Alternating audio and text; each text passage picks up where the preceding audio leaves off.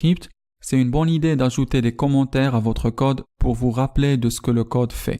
Quand vous revenez pour réviser votre code après plusieurs mois, il est beaucoup plus facile de lire un commentaire plutôt que d'étudier chaque ligne de code.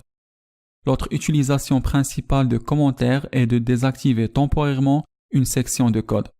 En examinant les commentaires dans cette lecture, je vais vous expliquer brièvement comment JavaScript traite l'espace blanc dans le code. JavaScript a deux styles de faire un commentaire. Un style pour les commentaires d'une seule ligne et l'autre pour les commentaires de plusieurs lignes. La façon de créer le commentaire d'une seule ligne est de commencer par deux barres obliques. Tout ce qui est après ces barres obliques est traité comme un commentaire qui est ignoré par JavaScript.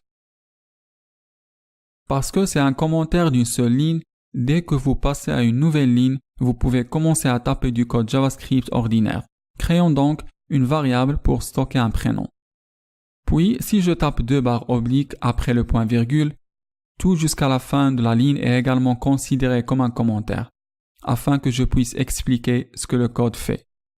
Maintenant, bien évidemment, créer des commentaires pour expliquer la définition d'une variable prénom est un peu absurde. Mais j'espère que vous aurez l'idée que lorsque vous travaillez avec un code plus compliqué, que ceci peut être très utile pour vous rappeler le rôle d'un morceau de code particulier. Ce sont donc les commentaires d'une seule ligne. JavaScript possède également des commentaires de plusieurs lignes et il utilise la même syntaxe que CSS. Alors nous commençons avec une barre oblique, un astérisque, puis le corps du commentaire. Et vous finissez avec un astérisque et une barre oblique. Ce sont donc les deux types de styles de commentaires que vous pouvez utiliser dans JavaScript. Ainsi qu'ils vous rappellent le rôle de votre code, les commentaires peuvent aussi être extrêmement utiles pour désactiver temporairement une partie de votre code sans avoir besoin de la supprimer. Nous allons maintenant créer une variable appelée nom-famille et lui donner une valeur de Frémont. Je vais taper prénom, le signe plus sur une ligne distincte, et puis un espace littéral.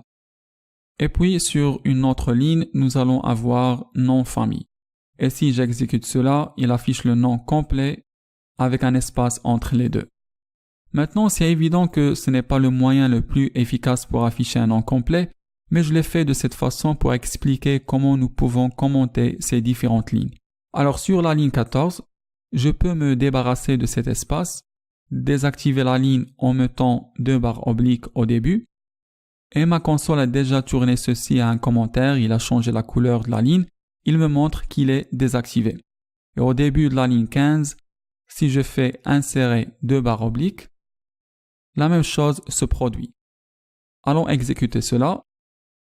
Et ces deux lignes, lignes 14 et 15, ont été temporairement désactivées et tout ce qui est affiché est la valeur du prénom. Maintenant, je n'avais pas besoin d'utiliser deux commentaires d'une seule ligne. J'aurais pu utiliser un commentaire de plusieurs lignes. Alors, allons supprimer ces barres obliques. Puis à la ligne 13, je vais créer un commentaire de plusieurs lignes. Alors, barre oblique, astérisque. Puis à la fin de la ligne 14, j'aurai un astérisque et barre oblique. Cela désactive les lignes 13 et 14, mais la ligne 15 est maintenant activée. Si j'exécute cela, il affiche uniquement la valeur de nom de famille. C'est donc comme ça que vous désactivez temporairement le code en utilisant des types de commentaires divers en JavaScript. Jetons donc un coup d'œil à la façon dont JavaScript traite l'espace blanc. J'aime avoir l'espace blanc autour de l'opérateur d'affectation parce que je pense qu'il rend le code plus facile à lire, mais JavaScript ne s'inquiète pas tant que le code n'est pas ambigu. Vous pouvez supprimer l'espace blanc. Donc si je supprime l'espace blanc sur chaque côté de l'opérateur d'affectation et exécute le code, il fonctionne toujours, il n'y a pas de problème. Maintenant, nous pouvons aller dans la direction opposée. Nous pouvons ajouter un espace blanc. Alors, je peux mettre beaucoup d'espace blanc après la variable et je peux même aller jusqu'à plusieurs lignes ci-dessous après l'opérateur d'affectation. Et soyons complètement fous et avoir plusieurs lignes supplémentaires jusqu'à ce que nous arrivons au point virgule. Et si j'exécute cela, ça fonctionne toujours, exactement le même qu'avant, même si il a cette énorme quantité d'espace blanc. Évidemment, mettre cette quantité d'espace blanc dans le code est ridicule, mais cela signifie que vous pouvez utiliser l'espace blanc dans votre code pour une meilleure lisibilité. Alors voilà, c'est tout pour les commentaires et l'utilisation de l'espace blanc dans JavaScript. Les